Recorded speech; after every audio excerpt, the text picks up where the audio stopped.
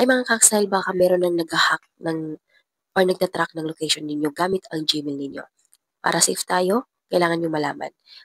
Kailangan dito naka-on yan para magkaroon kayo ng alert o ma-notify kayo kung halimbawa merong nagta-track ng location ninyo. Ayan, kung gusto nyo malaman, panoorin nyo yung video. Una natin gagawin guys, pindutin yung settings. Ayan ito, punta tayo sa settings ng ating cellphone.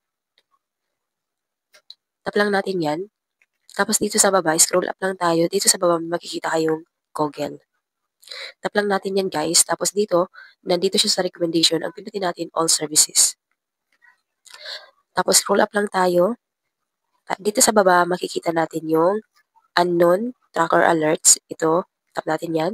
Tapos dito dapat yung allow alerts, naka-on yan para ma-notify tayo kung may nagtatracks ng ating location. Ayan. Tapos, pagkatapos nyo yun dito, pindutin natin ang scan para malaman natin kung may nagtatrack sa location natin.